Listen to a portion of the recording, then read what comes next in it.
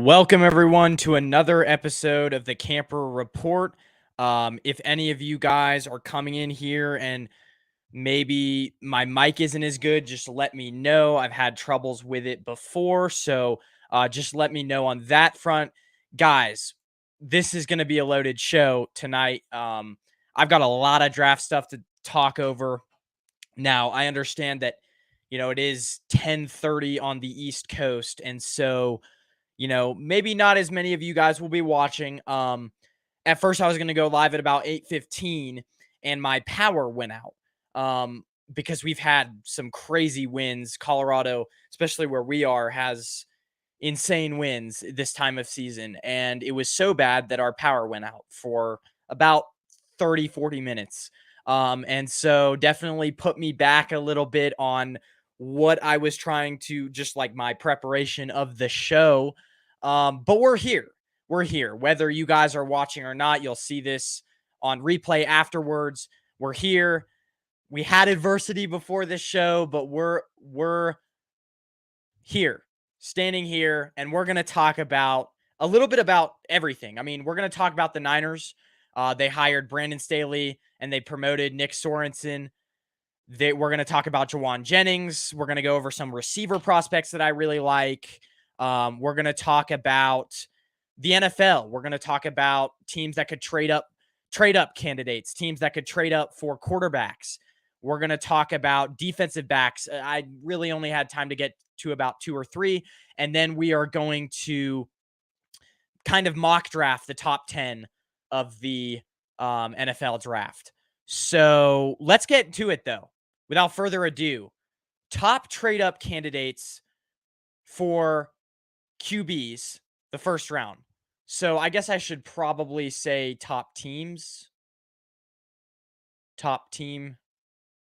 Yeah, top trade up. Yeah, okay. I guess that makes sense. But this first topic, I would like to say there's like tons of teams. Like this draft, this NFL draft is very quarterback needy. There are, 7 teams that could all draft a quarterback in this year. But will all 7 of those teams draft a quarterback? No, probably not. Because, you get, hold on a second. You get, once you get farther down in the draft, once you get to the top 10 to top 15 picks, I feel like you don't want to draft a quarterback because there's other elite talent at other positions, right? So, I feel like a lot of teams are going to be outside of the top 10 are going to be trying to trade up and get. I think there's 4 or 5 guys that you'd want to get worth getting in the first round.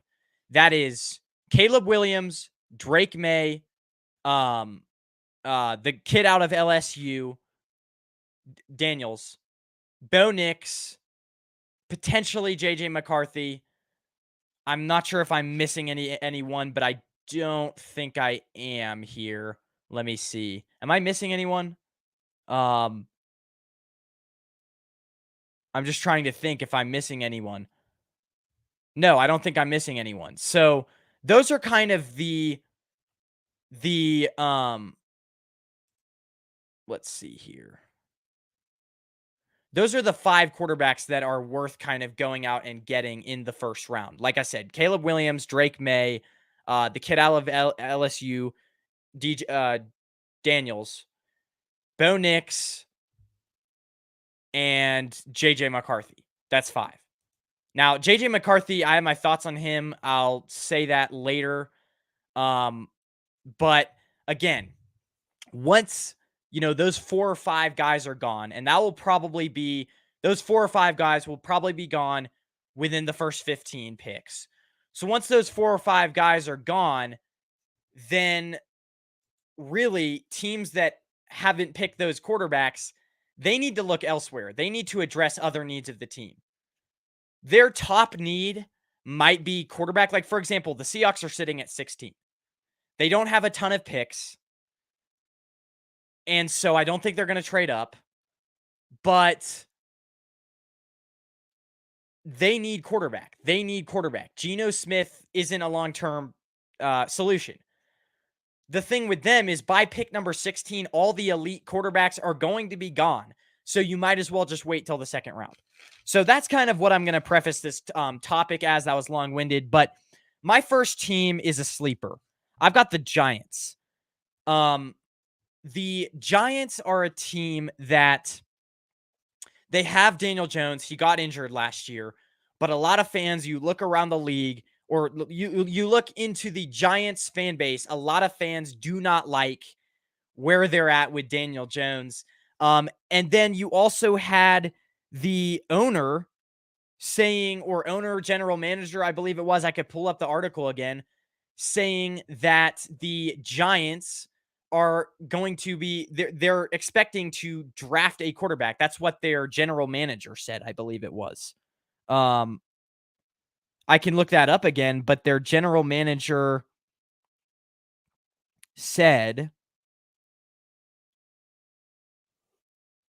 I'm not sure if this is their general manager or general manager or owner. But anyways, I can look that up later. They already said that they are going to look for a quarterback in the draft. And so whether that be the second or third round, I think that because the Giants are at pick number 6, they're going to get one of these elite guys. And so I think they're a top trade up candidate. And that is mainly because Daniel Jones, his stats, the Raiders. So he played about 5 games last year. Now, his completion rate in those 5 games weren't bad. Against Miami, he had a 70% completion rate. Seattle, he had a 79% completion rate. 49ers, he had a 68% completion rate. Arizona, he had a 70% completion rate. But he also had a terrible QBR. He threw 4 interceptions in those 5 games. He's a very inaccurate quarterback, as we all know, and he's not like elite, the super elite type of person that you want. On top of that, Brian Daboll never drafted him. Like it could be argued that Brian Daboll coming into that head coaching position never even wanted Daniel Jones. So, and on top of that, the Giants have already interviewed all the top quarterbacks: Jaden Daniels, Drake May, Bo Nix, McCarthy, Penix, all those guys they've interviewed. So they're clearly keeping an open mind about drafting a quarterback. Now, who is a team that they could trade up with? Because at 6, you're looking at the draft order and you're saying, okay, we've got the Bears at 1, Commanders at 2, Patriots at 3, Cardinals at 4, Chargers at 5. Bears, Commanders, and Patriots could all draft a quarterback. So that's realistically leaving the Giants with the 4th best quarterback, and I don't think they want that, right? And so who's a team that could potentially trade down, that's willing to trade down? And that team is the Washington Commanders. Now, the Washington Commanders, the reason why, they need a quarterback, but they might have no choice but to trade down, right? Their pick, Washington Commanders, they have just 5 picks. Well, no, hold on. They have, I believe it is, 5 picks in just the top 100 picks, right? So Washington Commanders don't have like a ton of early round draft capital. So if the Giants could potentially trade up, give the Washington Commanders what they need, because yes, they need a quarterback, but they also don't have a ton of picks in the top 100. They just have 5. So I believe that the Washington Commanders are a strong team to trade down. And so that's my first candidate. The Giants potentially could trade up to that number 2 spot. Now, other candidates that I think will also be in contention: the Broncos, Vikings, Falcons, Raiders, and Seahawks, right? Now, the Vikings, I think the best chance that we have that a team trades up is probably, I think the Raiders could have a really good chance of trading up. And that's mainly just because they have they have a ton of picks in this year's draft, right? If you're Antonio Pierce, their head coach, and you're looking for your next franchise quarterback. Again, he's a new head coach. He's looking for his next franchise quarterback. If you're Antonio Pierce, you're at 13. As a Raiders coach, you probably want to go up, get your guy, right? But at the same time, it's like, if you're at pick number 13 and you stay at pick number 13, realistically, 1, 2, 3, 4, 5, 6, 7 quarterbacks could be taken before pick 13. So you need to trade up if you're the Raiders, right? And get your guy. I think that's a very likely team. The Broncos, they're kind of at a dilemma here because they could trade up, right? But they only have 2 picks in the first 2 days of the draft. So with the first, second, and third round, that the Broncos only have 2 picks, right? So they just don't have the draft capital this year to trade up for a quarterback, which means they probably will stay at 12, right? And they're going to have to make the decision. I think JJ McCarthy will be there. But to me, JJ McCarthy is kind of, hold on, guys. I need to quickly blow my nose.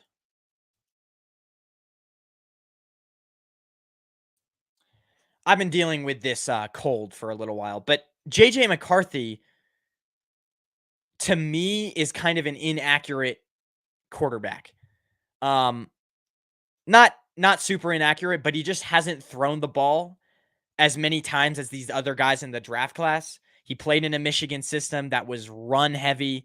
We saw at the combine today, and if you look at kind of his highlights or film a little bit, he's a guy who, I mean, he definitely, I feel like he needs a year or two to sit behind a quarterback.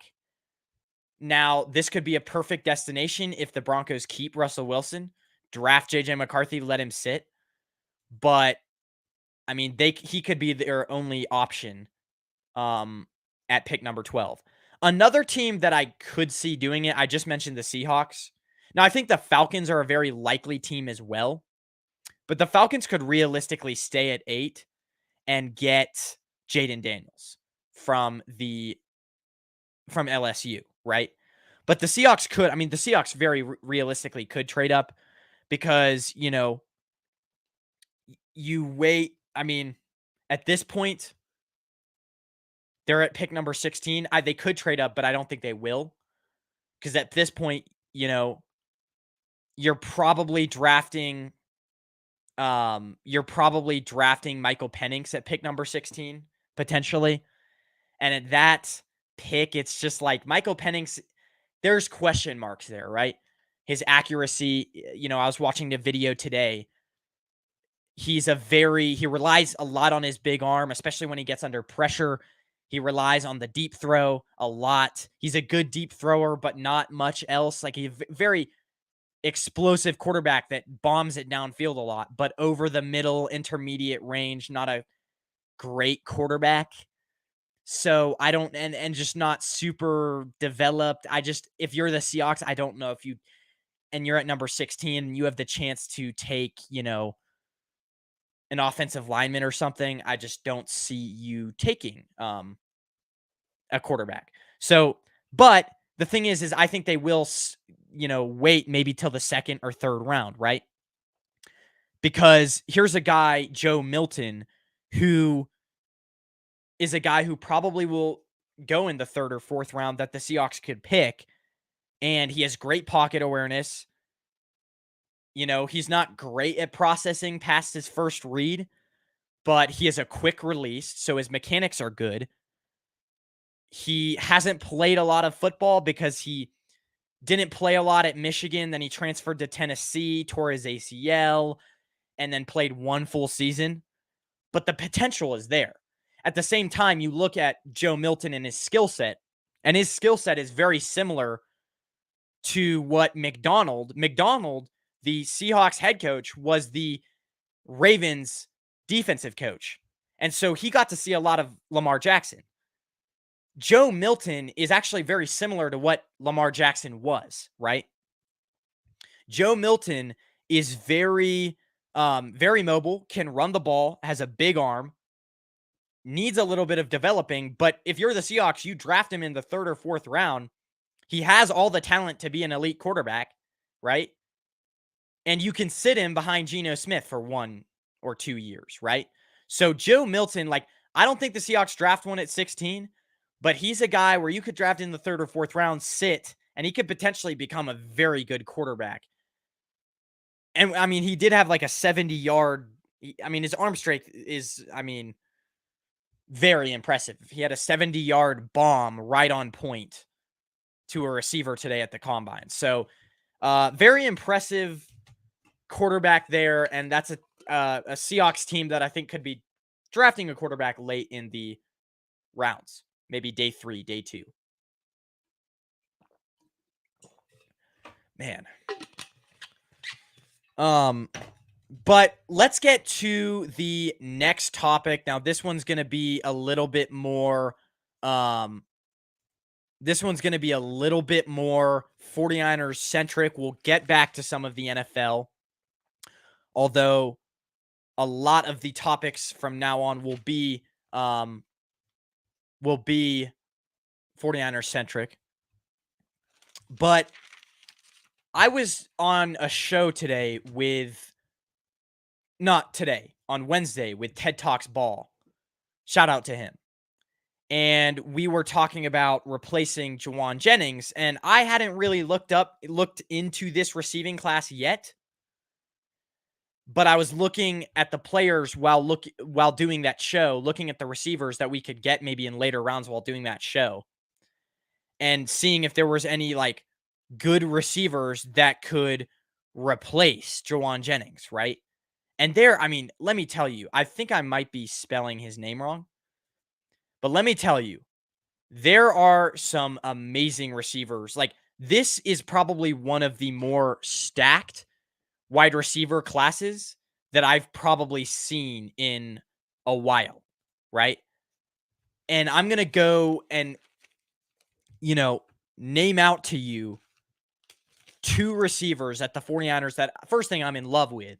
And secondly, the 49ers could get these guys in the 2nd or 3rd round, right? Now, I think, a lot of people don't want to see the 49ers draft a receiver in the 2nd round. At least I don't think so. A lot of fans don't. But Kyle Shanahan is a receiving. He's in love with receivers. He just can't help himself.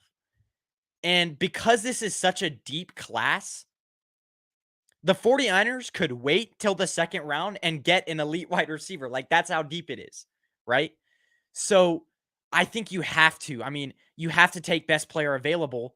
And the 49ers have, I can look up their pick number again. I think it's 63 in the 2nd round. I believe it's 63. Let me see here. Yeah, they have pick number 31, pick number 63, right? Pick number 94. But let's get to some of the receivers. So the first one, Xavier Legette, comes out of South Carolina, 6'1". So he's not like Jauan Jennings size, who I believe Jauan Jennings is 6'4", but he plays bigger than 6'1". I mean, this guy is a big dude. He's 221 pounds. He was the heaviest. Somebody tweeted out he was the heaviest receiver clocked in at the combine, right? Now, his skill set, Xavier Legette, is a jump ball wide receiver, right? But he can also catch it over the middle. He's a physical receiver over the middle, right? Slot receiver. And he reminds me a lot of Jauan Jennings, but he is faster than Jauan Jennings. I mean, I watched a highlight today where he caught it over the middle and took it like 60 yards to the house. But he's also a very physical player. He can catch balls over the middle, right? He ran a 4.3, and the other impressive thing is, for being the heaviest receiver at the combine, he ran a 4.39.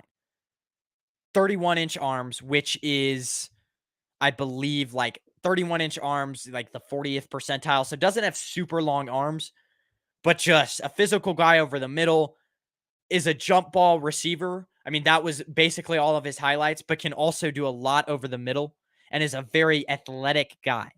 Um, Now he's projected around the 3rd round, but I think early 3rd round to late 2nd. I think with the performance that he put on at the combine today, he had a 40-inch vertical, which is in the 93rd percentile. So very athletic guy. With the performance he put on today, I wouldn't be surprised if he goes higher. So I think we could get him with that late 2nd round pick, Xavier Legette out of South Carolina. Now, the next guy, Brendan Rice. He is 6'2", 208 pounds, former son of Jerry Rice. So 49ers fans know him well. And it was tweeted out a few days ago that the 49ers actually met with Brendan Rice at the combine. So that automatically tells you, okay, they're interested in him, right? He's projected late 2nd round pick, right? So again, we'd either have to trade up to get him or stay at pick number 63 to get him. But Brendan Rice, 6'2", 208 pounds, right? So he's a little bit slimmer of a receiver, but a very lengthy guy. He has a 33-inch 33-inch arms, or wingspan, which is like that's longer arms than Xavier Legette. And I like that for the 49ers because Jauan Jennings had very long arms as well. He's a guy, Brendan Rice he had 33-inch arms, 78 and 3/8 inch wingspan, which is in the 74th percentile. Now he ran a 4.5 40, which isn't great. That's not the fastest. I mean, that's in the 50th percentile. 4.5 40 isn't great, but he plays faster than that, right? He, played at Colorado for a few years. He's a very over the middle guy who, since he has so long arms, he uses those arms over the middle in traffic, is good at creating separation, but also a very good guy at just catching balls over the middle through traffic, which is exactly what Jauan Jennings is. So Brendan Rice there. I also saw at Colorado. Now he played, I believe, his last season or last 2 seasons at USC. But at Colorado, when I was watching some of his highlights from there, they were giving him reverses and end arounds. They were giving him screens. And he's just a very good all-around player, right? He's a good route runner, good at getting end around screens. He runs a 4.5, but he was getting screens and taking it to the house, right? So he's also, I saw at USC, there was this one play where Caleb Williams got under pressure, and you see in the replay that Brendan Rice knows the soft spots in the zone, finds a soft spot in the zone, and Caleb Williams hits him. So whenever Brock Purdy is under pressure, Brendan Rice is also just good at reacting to that, finding the soft spot in the defense, and allowing an outlet pass for his quarterback. He's a great slant receiver as well. Has good hands for that. So Brendan Rice is like, I only watched about 5 minutes of his tape, but man, oh man, I am starting to fall in love with him. If we can even go up, trade up for this guy. I mean, his stock improved after today. If we can trade up for this guy. I mean, I know, probably drafting a receiver in the 2nd round isn't the greatest thing, but man, Brendan Rice is good, and Xavier Legette as well. So those are some guys that can replace Jauan Jennings. Now let's turn to, I was mainly kind of just looking at defensive backs and receivers today. So I'll get to defensive linemen, but let's turn to defensive backs that are standing out at the combine. Which round will the 49ers realistically get one? I think the 49ers could realistically, and real quick before I get to this, Calvin Hobbs says, I think it's too much pressure on him hold on. I think it's too much pressure on him to drafting Rice. Is that Kyle Shanahan? Are you meaning Kyle Shanahan? Yeah, I think there is a lot of pressure on him for drafting Rice. But he's a really good player. Then again, it's like if you draft Brendan Rice, he's going to be like the third or fourth option on the offense. It's just, but then again, it's like it's such a deep receiving class. Like Brendan Rice was ranked like 12th amongst receivers in this draft. It's and he's a good receiver. It's such a deep receiving class that the 49ers have to at least get one receiver. Right? On Rice to live up to his father's legacy. As a player, isn't that what you live for, though? I mean, I don't know. But where will the 49ers realistically get a cornerback? This is another, cornerback plus receiver. The cornerback plus receiving draft is, cornerback draft is also a very, very deep draft. I think the Niners could realistically get a guy in the first round. And I wouldn't blame them if they do. There are some guys in this first round that I'm like, oh my gosh. Let's start off with Terrion Arnold from Alabama. Terrion Arnold is really impressive. I don't know. I mean, he's projected to go around pick 16, 17. But I've been saying for so long that the 49ers could realistically trade up, use some of those picks that they don't need, trade up and get a guy. Terrion Arnold, I mean, he runs a 4.5 40. Great hands, great ball skills. More of a man guy. I mean, might need a little bit more developing zone, but the 49ers play a lot of man. He is very versatile, played some safety in high school, I believe it was. Passer rating allowed when targeted 50.7, 51.9% completion rate when targeted. He missed just 8 tackles in 2023. These are all 2023 numbers. Terrion Arnold from Alabama, cornerback out of Alabama. He, to me, is like the third or fourth best cornerback in the draft. So the 49ers would probably have to pay a hefty tag for him. But in my opinion, he's worth it. I mean, today he showed out at the combine. His cones drill, I mean, when you watch him, he looks like a fluid cornerback. He ran a 4.5 40, which isn't, there was a lot of cornerbacks running faster than him today, but he plays faster than he ran.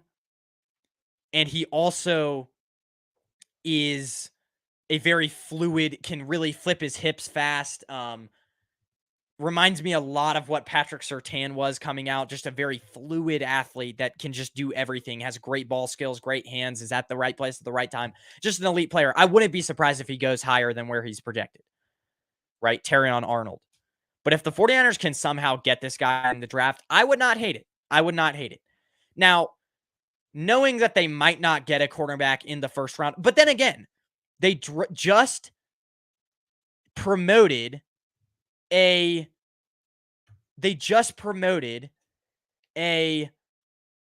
defensive backs coach, right? So they just promoted Nick Sorenson, who was a defensive backs coach. So wouldn't it make sense to, like, he's going to have some say in the drafting process. Wouldn't it make sense to maybe get a cornerback in the first round? I mean, Charvarius Ward, he's coming on to the last year of his deal. And, he's going to be expensive, a lot more expensive than $13 million, which was the last contract, $13 million per year. I believe he's going to be more expensive than that. Demador Lenore is good. Ambry Thomas, we've had our issues with, right? So wouldn't it make sense for the 49ers to get a cornerback in the first round? Especially a very good lockdown corner like Terrion Arnold? Wouldn't it make sense? Because, it's not the biggest position of need, but at the same time, it's like it's a deep draft class, right? And in the future, you really don't know if if cornerback's going to be a major need for you. So Terrion Arnold's big. Now, assuming that the 49ers do not draft a cornerback in the first round, I still hope they draft a tackle. But assuming that the 49ers do not draft a cornerback in the first round, here's another kind of player that I think that they could get in the second round at pick 60 or trade up for a little bit. He's ranked 58th, right? So that's mid-second round. We have pick number 63. So I think even if I think this guy's worth trading up for. Max Melton, cornerback for Rutgers University. His just recognition is elite. He's very good at just like sitting in that zone, Max Melton, and reading what the receiver is going to do, being at the right place at the right time. He's a ball hawk, Max Melton.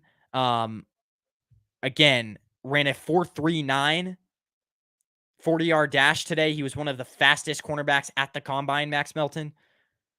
Again, experience. He played 43 college games or started 43 college games. Just a super athlete. This guy is just an amazing athlete. 136 broad jump, 136 inch broad jump, which is in the 99th percentile.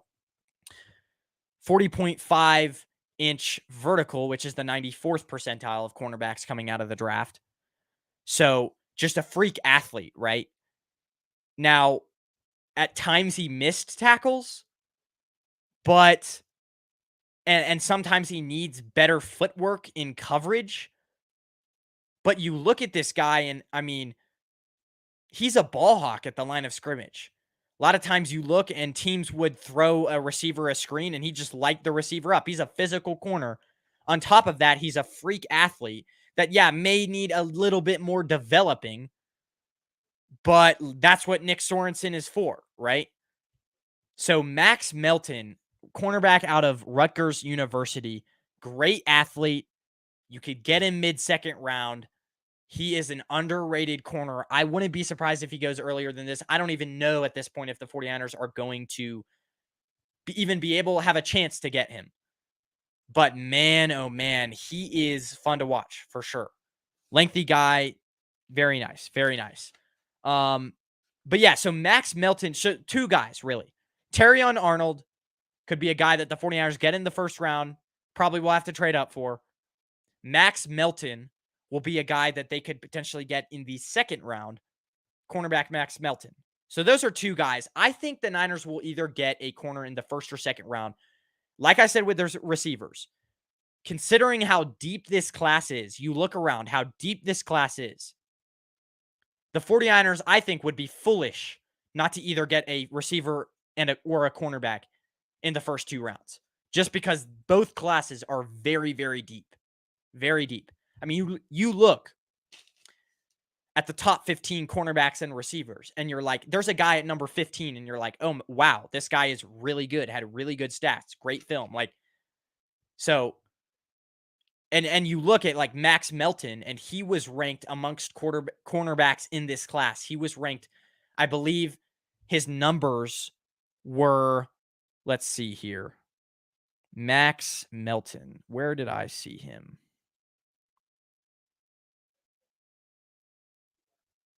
His numbers were about the numbers that he posted at the combine were like 12th. He's the 12th ranked cornerback, and he is very elite.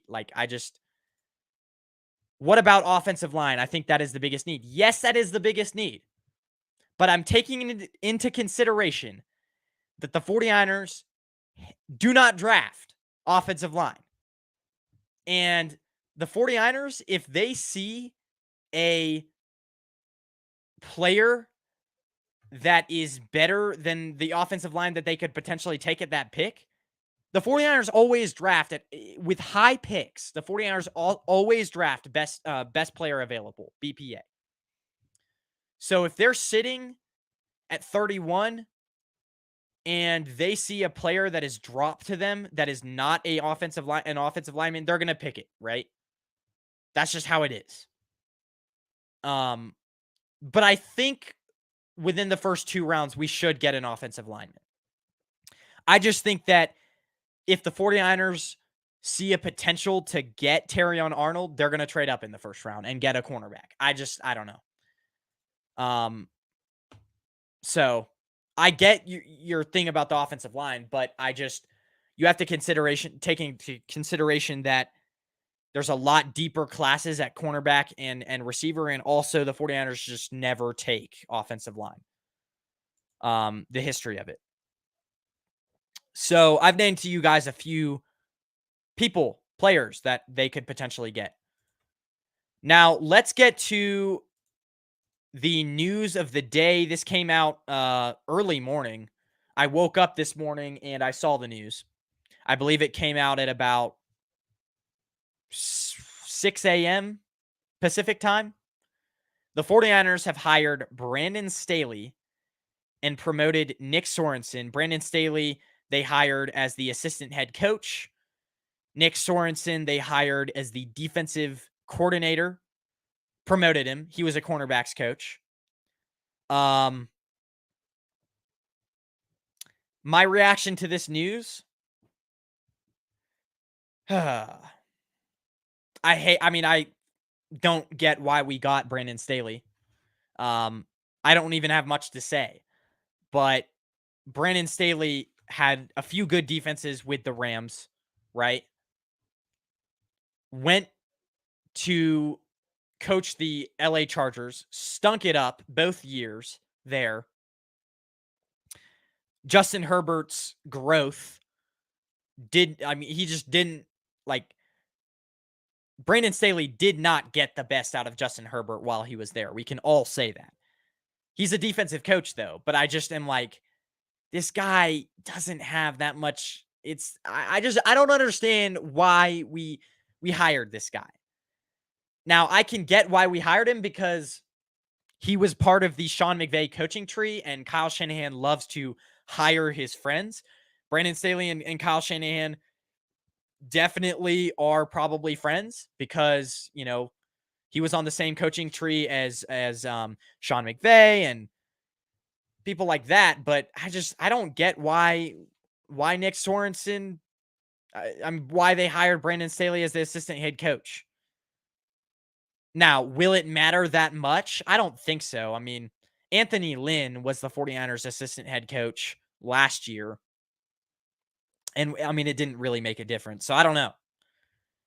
But Nick Sorensen was a guy that the players wanted. So my question is, and Grant Cohn brought this up on a video I was watching of his. My question is, how long is Nick Sorensen going to stay the defensive coordinator? Because, Grant Cohn brought this up, but shout out to him. What's his name? Robert Saleh might be available next year if he gets fired as the Jets head coach this year. So how long is Nick Sorensen actually going to keep this job? We don't know. Let's get to a few comments and then we'll get back to the show. That's all I've got for you guys as far as 49ers content goes. Lynch and Kyle never drafted a corner or DB before the third round ever. Yeah, but like I said, this is a very deep class with a lot of elite talent. You look at Terrion Arnold. This guy is a lockdown man-to-man cornerback who has great ball skills, is mechanically sound. Now, I don't know if we're going to even have a chance to get him, but where he's ranked right now, he's the 4th or 5th best corner in the draft. If he drops, if the 49ers have a sense that he's going to drop, outside the top 20, why wouldn't you go get an elite generational cornerback? I just don't understand it. Right? So, I don't know. Eagles hired, and same with Max Melton. Max Melton is a freak athlete who played and is just a hard hitter for Rutgers University. I don't know how you wouldn't hire them. And you've also got to consider the 49ers defensive coordinator now is Nick Sorensen, who is a DB's coach. And so he's going to have a say in some of the drafting process. And that means that they might draft a cornerback a little bit higher this year, or a secondary player a little bit higher.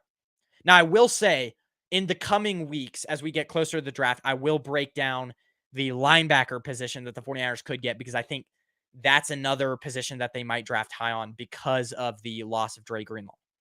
Eagles hired Desai for DC, and also Matt Patricia just in case last year. It was a disaster. I hope the same won't happen with the Niners. I hope so either. I really hope so too. That was a disaster for the Eagles. Now, Kyle Shanahan historically has been very good at picking and choosing his coaches. He really hasn't had, I mean, that's the one thing that Kyle Shanahan is really elite at, is he's really elite at.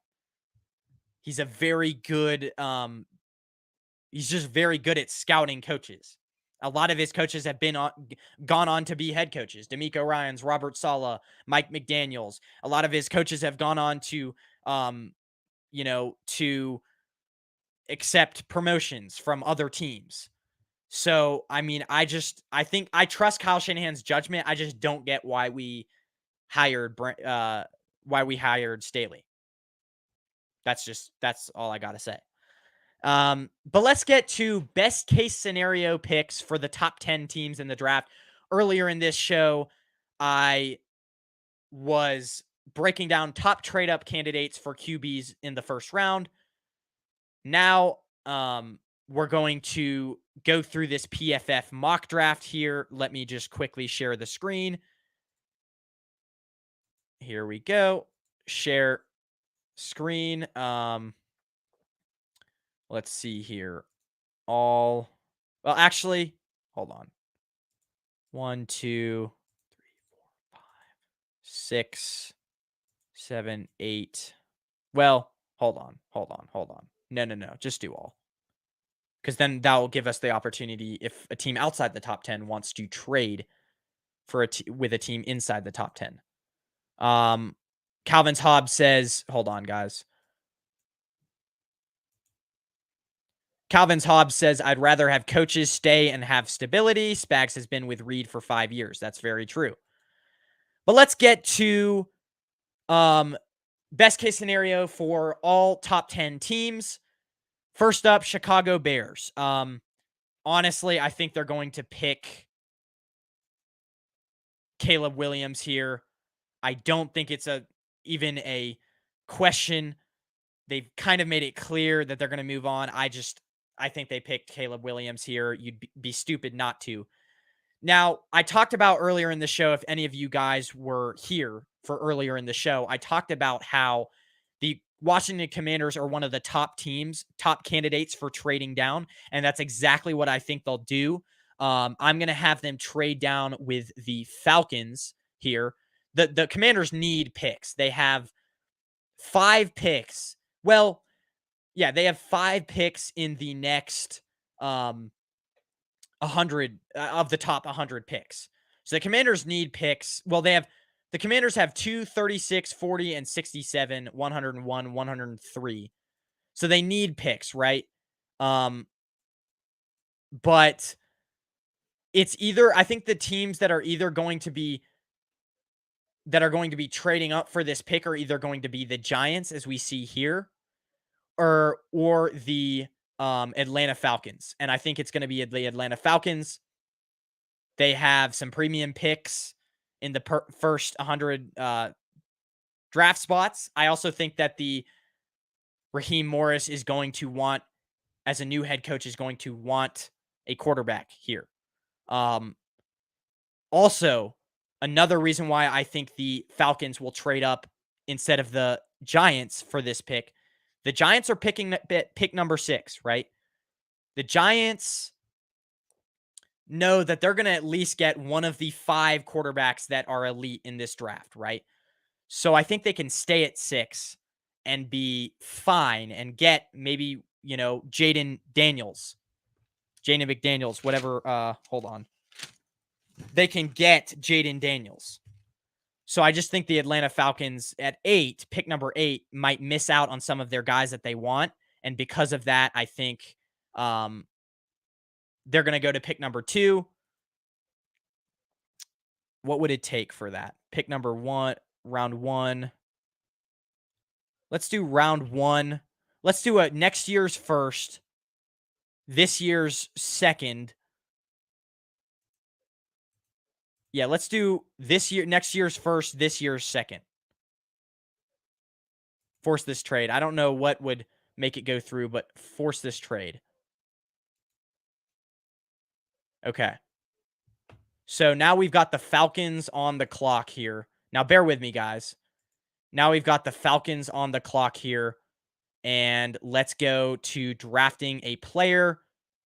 Let's go Drake May. Now, well, what's interesting about this is Drake May, to me, is a definitely interesting player because he hasn't played a lot. He has some inaccuracy issues, right? And so I'm wondering if, he's going to be the top pick here, Drake May. But at the same time, it's like if you're looking at potential quarterbacks that could really be really good, I mean, you have to go Drake May here. Because I don't think, Bo Nix definitely isn't better. Jaden Daniels, I'm just going to go Drake May here. That's best case scenario for them. Now, New England Patriots, they're an interesting team. For me, I don't think they trade out of this pick. They need to get a quarterback. I honestly would be surprised if they don't. They've met with quarterbacks already. I think they go Jaden Daniels. Jaden Daniels won the Heisman. JJ McCarthy, why I put Jaden Daniels over JJ McCarthy. Jaden Daniels has thrown the ball more. The big knock on JJ McCarthy, like I said earlier, is that he played in a very run-heavy offense. Jaden Daniels has a better deep ball, better mobility. I think you have to draft him here if you're the Patriots. Number 4 for the for the Cardinals. Now, this is a no-brainer. The Cardinals get the best non-quarterback in Marvin Harrison, who I think, you have to draft a wide receiver. Now, they very well could go cornerback. They could go DeJean here because they also need a lot of help along their defense. They had the worst ranked defense, the Cardinals, last year. The worst ranked defense last year, the Cardinals. I'm just trying to find a way to make this more full screen. Anyway, worst ranked defense last year, the Cardinals. And so I could see them go. I could see them go defense here, but I just think that Marvin Harrison is route running, receiving, hands, just an all around amazing receiver. And, they can address defense later on in the draft. They have picks. They can address defense later on in the draft. This could very well be a dynamic duo for years to come with Kyler Murray and Marvin Harrison. Now, 5 on the clock is the Chargers. Whoops. My mouse is being very annoying. 5 on the clock. What the hell is happening? Golly. 5 on the clock with the Chargers. They need a running back, tight end, receiver, linebacker. To me, they have a very old team. To me, they stay here and get the best player available. And best player available, in my opinion, well, it could be Cooper DeJean. That could be. Or you get Malik Neighbors. They have a lot of older, aging guys. Justin Herbert would definitely. I think tight end could be interesting. You obviously need a wide receiver, but you also need a cornerback. I'm going to go Cooper DeJean here. I get that Malik Neighbors is really good, but Cooper DeJean, Jim Harbaugh's a defensive guy. Cooper DeJean, I think the you can't pass on a guy like that. He's a generational cornerback talent who is super smart and is only going to get better. You have to go Cooper DeJean here. Now, this is the Giants pick here, and I'm going to go I mean, you have to go quarterback here. I know that they have other needs, but in my opinion, the Giants go quarterback here. It's interesting between J.J. McCarthy and Bo Nix, but they also could trade down with another quarterback needy team. Best player available? I don't know. I don't know. So, you have offensive line. Let's see what's at offensive tackle. Joe Alt from Notre Dame. Let's go and get him. Now, the Titans, I'm going to have a trade here. This is going to be another trade. Again, I think the Vikings here, well, it's either going to be the Vikings or Raiders. And I think if you are the Raiders, you go up and get a franchise quarterback. Again, it's going to be kind of a dogfight between who trades up, who gets another quarterback. Denver Broncos, Las Vegas Raiders, Minnesota Vikings. And I said earlier on in the show, the Raiders have more draft capital than the Denver Broncos do. The Denver Broncos have, I believe it was, what did I say? The Denver Broncos have 2 picks in the first 2 days of the draft. So the first 100 picks, they have just 2 picks. So they don't have much draft capital this year. To me, I think it's the Raiders. I think the Vikings stay at 11 because they, to me, are a perfect landing spot for either Bo Nix or Michael Penix. Michael Penix, the big knock on him is he needs time to develop. His accuracy is lacking. He's not super accurate over the middle yet. He's a deep ball quarterback. What better of a team than to develop on the Vikings or the Broncos? The Vikings, I just think that, they're a prime destination for Michael Penix. So with that being said, I think the Las Vegas Raiders, because they have a lot of picks, or they have a few picks within the first, they have more picks. They have more draft capital than the Broncos do. I think that they go up.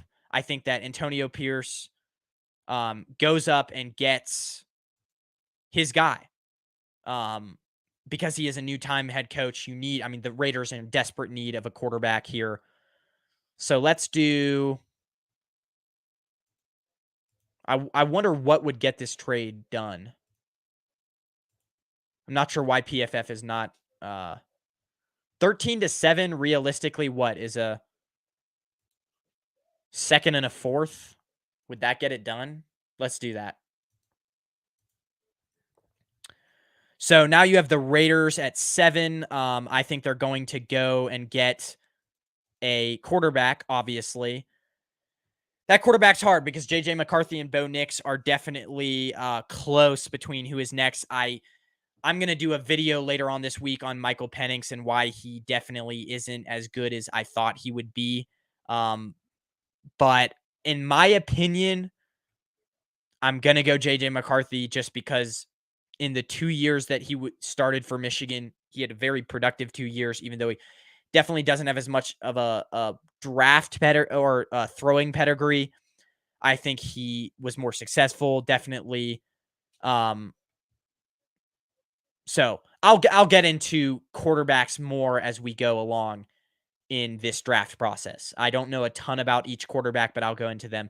So Raiders get J.J. McCarthy at 7. Now we've got Washington at 8, and now they get to choose. Did they get a guy like Brock Bowers, Malik Neighbors? There's a lot of ways they can go here. They need offensive line. They traded down to 8. Whether or not they like Sam Howell, he's definitely a hit or miss. hit or miss players, Sam Howell. There's a lot of premium talent here that you have to go. And so because of that, I'm going to say that they improved their offensive line a little bit more. They had an absolute terrible offensive line last year. They need a tackle. They really need to just completely overhaul their offensive line. And I'm going to say Fuega. And they don't draft a quarterback. Because at this point, I would rather wait till the second round and draft a quarterback. So we'll see. We'll see there. Now, Bears picking at 9. You have an opportunity to pick. I mean, you have premium talent right here. Malik Neighbors, Brock Bowers. Let's go and get Malik Neighbors out of LSU. And then you have the good old Jets. I don't think any other team. I think the Vikings, like I said, and Broncos stay there. I mean, you need offensive line here, but it's really between, do the Jets go and get, best player available, or do they get a tackle, which they badly need as well? I honestly, at this point, say that they get Fashanu. I've heard some really good things about him. I'm going to break him down soon as well. So I'm going to go Fashanu here. And so that's my top 10. That is my top 10. I'm going to quickly take a picture of this because can I exit out? Can I exit out? Can I quit? I don't think I can exit out of this. So I'm just going to quickly take a picture of this. But so to quickly recap here, Caleb Williams at number 1 for the Bears, Drake May at number 2 for the Falcons, Jaden Daniels at number 3 for LSU, Marvin Harrison at number 4 for the Cardinals, Cooper DeJean at number 5 for the Chargers. I'm a huge fan of him. Joe Alt for the Giants at number 6. Ultimately, I think the Giants have met with a lot of quarterbacks, but ultimately they're at number 6. They don't have a ton of draft capital. I don't know if they trade up. They go and get best player available from Notre Dame. Number 7, Raiders trade up to pick number 7 with Tennessee. They get J.J. McCarthy. I think it makes sense for Tennessee as well because the Tennessee, they need defensive back, and at number 13, they're going to be able to get that. They need a receiver. They're at number 13. They're going to be able to get one of those elite receivers. So it made sense for Tennessee. It makes sense for the Raiders. They get J.J. McCarthy. Washington gets Fuega at number 8. They pass on a quarterback. They pass on Bo Nix, and they get best player available. I think they need to bolster that offensive line. It is terrible. It was worse in the league. The Bears pair receiver with an amazing quarterback at number 9 with Malik Neighbors. And the Jets go and get Fashanu to bolster their offensive line to protect Aaron Rodgers at number 10. So let me quickly just take a picture of this. Actually, let me just stop sharing the screen. I'll get back to that mock draft later. Stop sharing. Well, guys, I think that's all I've got for you. If you guys want to, after this show, I'll be posting the show chapters so you guys can go back and watch the different moments, the different topics in the show, if you want to go do that.